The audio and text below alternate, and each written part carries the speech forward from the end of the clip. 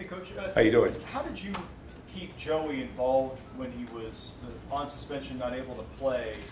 How did you keep him fresh, interested, involved, ready to help the younger guys, and then make that transition to get him ready to play this Well, week? we really didn't change a lot. I mean, we kept him practicing, kept him involved through all the injury drills and, of course, in the meetings. He played defense, so we'll rotate the ones and the twos, and he would get some reps doing that.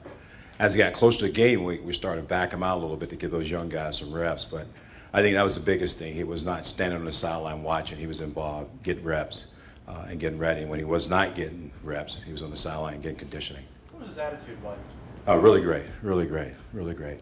You know, as obvious, disappointing, but very great, good attitude, stayed focused, went to work, and I think that's what you want to see. Front row middle, Dave. Larry, you guys are rotating a lot of guys up front, specifically at defensive tackle. Of the young guys, the backups, who's really pushing? Who's one guy who's really pushing for more playing time? I think Mike Hill is a guy you got to continue to watch. He's starting to do some really great things. He's big, strong, athletic guy inside, and that's what we're looking for in a nose guard.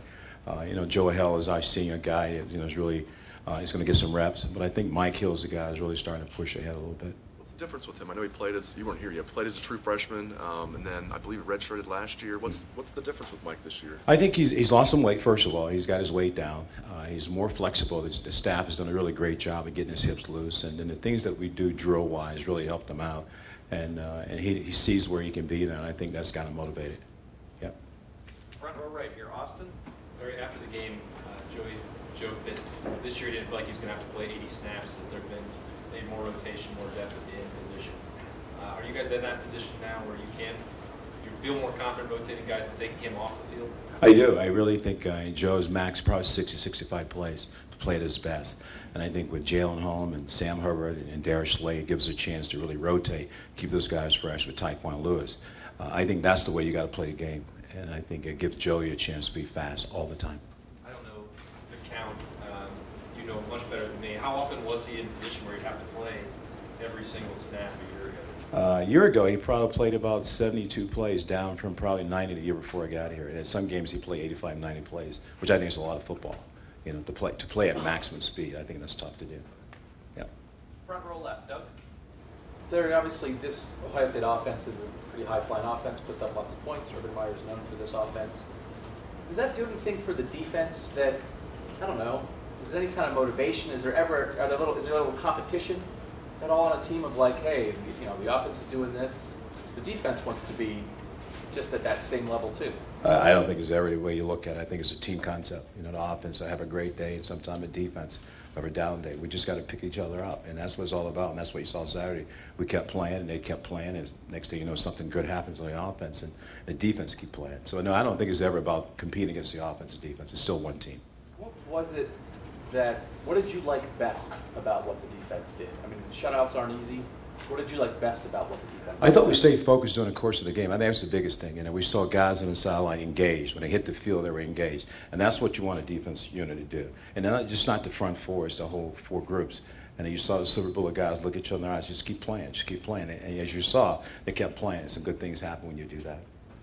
And front row right, Tim. Yeah, Larry, as you watch video, does Darron Lee always jump out?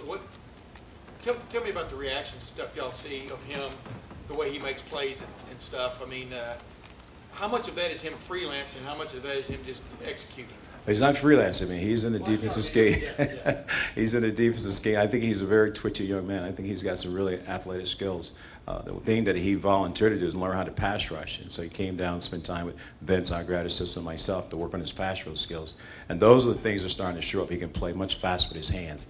And that's a gift to be able to have that. And what sets him apart in a pass rush kind of situation? It seems like he has a great first step. I mean, or gets there quickly. I mean, what, in your mind, what sets him apart? Speed. Yeah. Speed, ability to flip your hips. And he can do both. You know, when you have that much speed going on the edge and flip your hips at the same time, that's pretty dynamic.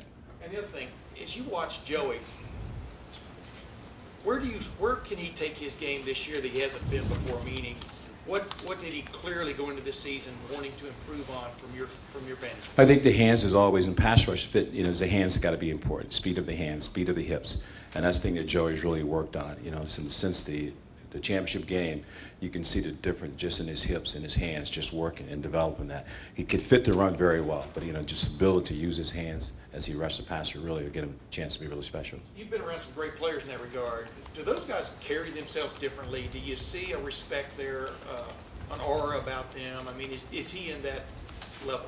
I think the thing with Joey is that because he has such a great skill set is that he can't have he can't have a moment where he can't play above himself. He's got to play at the high level all the time. That's tough to do sometimes, and that expectation comes with a little stress. So I think the biggest thing is keeping Joey relaxed and just playing within himself. That's the biggest thing that we try to do.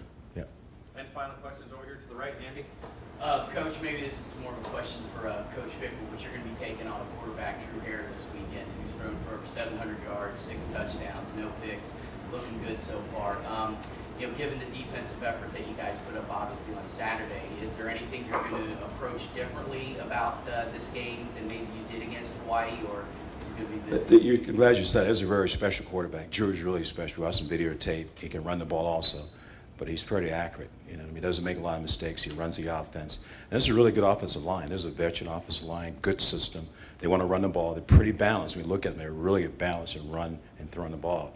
So this is really a challenge for us right now. We're working overtime to get ready for these guys because I think they're probably the best offensive line we've seen in the first 2 games.